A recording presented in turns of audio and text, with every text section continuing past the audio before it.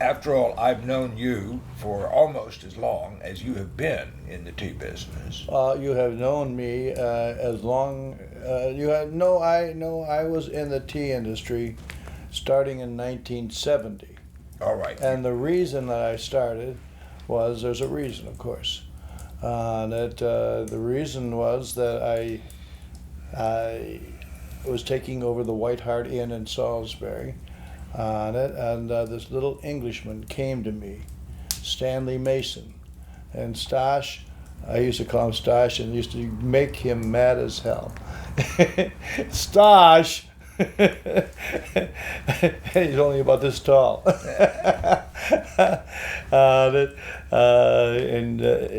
He came to me and asked me if I would use his tea in the hotel. And I knew nothing about tea. And I said, absolutely. I mean, you are an Englishman, you know much more than I know. I don't know anything. And so that's how how Stanley Mason came into the inn. In 1970, I tried to buy House of Herbs, which was up the road also. It was a Salisbury company on it, and we didn't get it on it, and so instead I agreed with Mr. Mason. He had heard that I was trying to get that, and he said, "Why don't you buy my company?" On it, and he was 70 years old, and so he wanted to get out on it. He wasn't in great health on it, and so we did. I said, I don't have any money on it, and somehow I don't remember exactly what the deal ended up being, because he needed some money and I had no money. but you were able to come to terms. Oh, yeah, he wanted out. He wanted out. Yes. I said, you have to show me everything, teach me everything. I know nothing.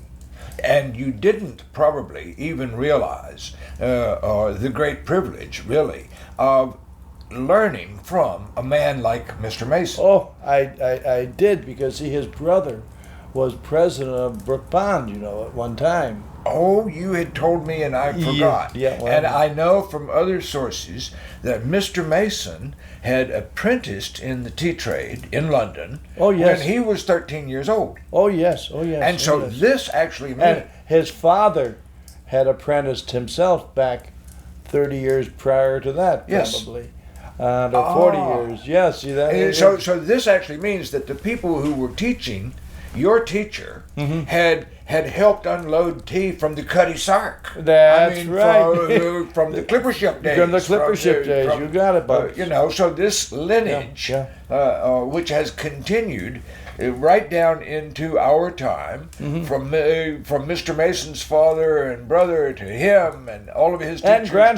And grandfather. It goes back 3 generations. Oh, for heaven's sake. So it's actually, we're on the 4th, and we got the 5th.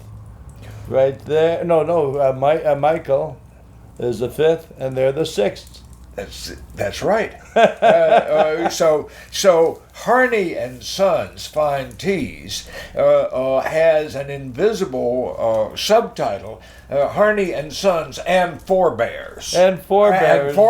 That's right. None of us in this business come out of nowhere. We all have to learn from somebody who already knows. That's right. That's right. It was an easy decision.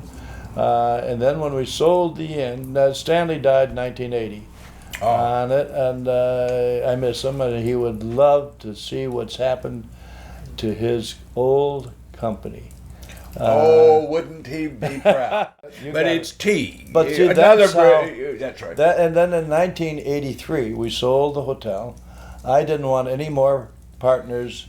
Not because I didn't like them, because I did like them both. Everybody. I had 3 partners on it, and I enjoyed them. They were great advisors, and they also, more than that, they also had the financial background, and you need that. Yes. On it, and so I formed this company, and it was only to have family in.